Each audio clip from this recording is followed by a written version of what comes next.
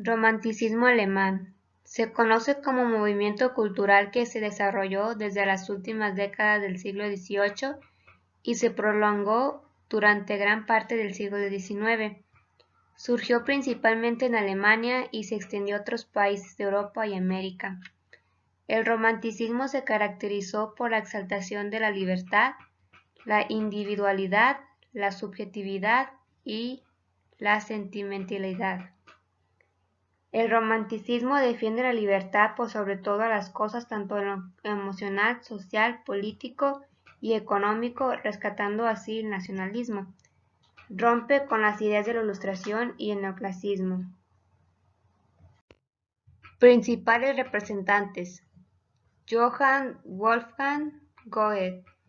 Nació en 1749 y murió en 1832. Fue un escritor alemán, poeta, pensador, científico y filósofo. Perteneció en el seno de una familia patricia burguesa. Su padre se encargó personalmente de su educación. Al principio era la acción. Su enfoque se fundamenta en el mundo y del conocimiento. Los tres grandes temas de Goethe se ha señalado a sí mismo son la naturaleza, el arte y la vida. Fue uno de los grandes exponentes del romanticismo alemán.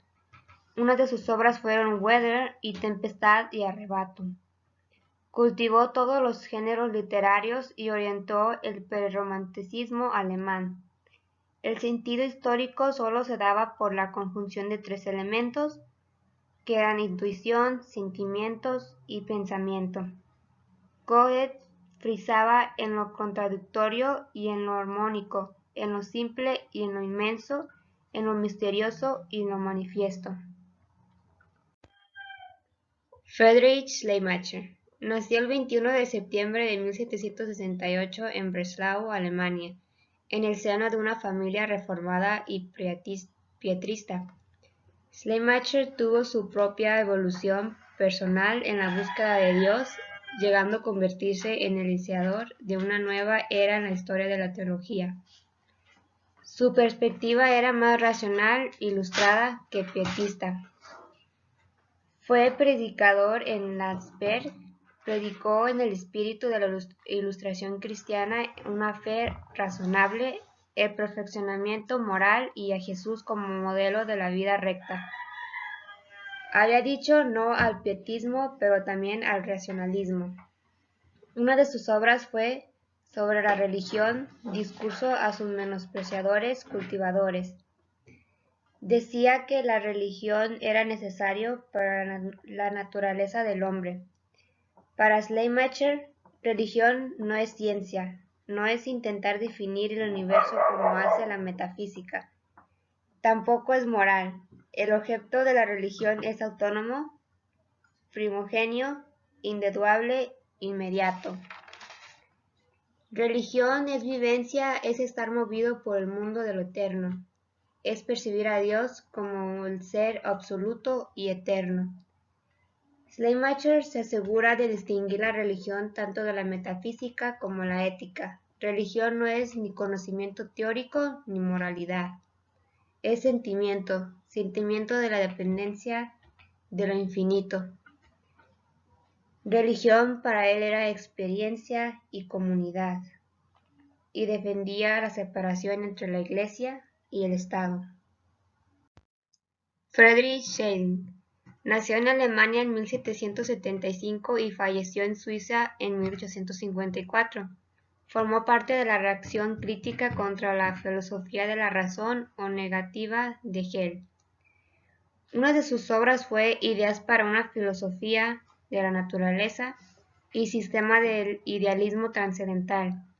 Se interesó especialmente en la naturaleza y el arte.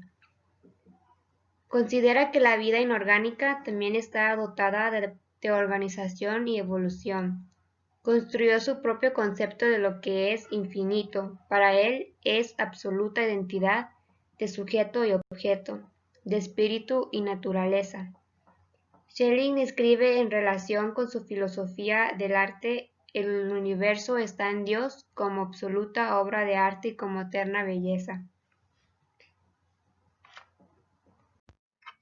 Schelling tuvo etapas que en su pensamiento filosófico iban cambiando. En la primera, yo como principio de la filosofía. Segunda, filosofía de la naturaleza y trascendente. Tercera, identidad, que era esencia de libertad humana y objetos. La filosofía, según Schelling, entra en un estado de crisis y busca soluciones para los problemas generados por una semejante radicalización de la subjetividad. Según Schelling, el comienzo absoluto es un acto de libertad en el cual el sujeto trascendental intenta autoinstruirse, que es autoproducirse. El absoluto es ideal, real, es intuición y poiesis a la vez. Dice que la naturaleza surge de la autoobjetivación del sujeto y en la producción de la naturaleza el sujeto es producto sin conciencia. Johann Gottfried Fichte nació en Banau, Alemania, en 1962 y murió en 1814.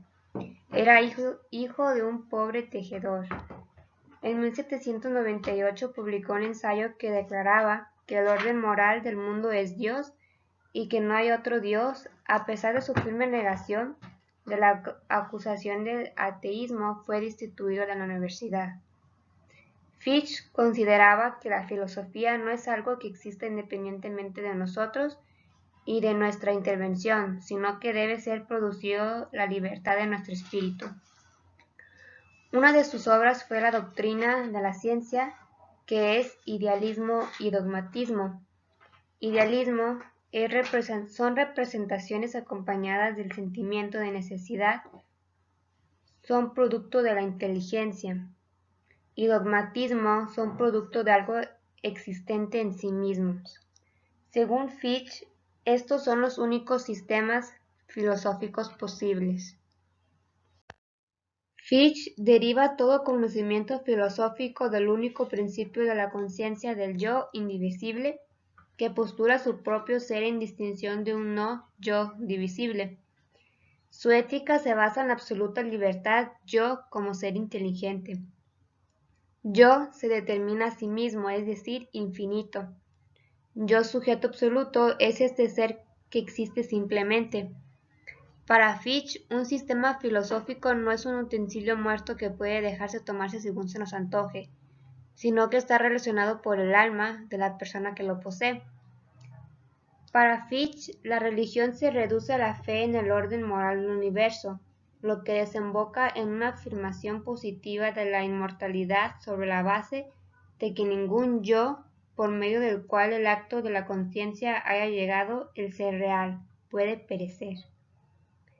La idea dominante de Fichte es que todo cuanto hay y pueda verse sale del yo, o más bien, que nada hay real sino el yo, y que todo lo que parece como distinto del yo es mera ilusión, pues que aún el mismo no yo es el yo en cuanto se opone a sí propio y se limita.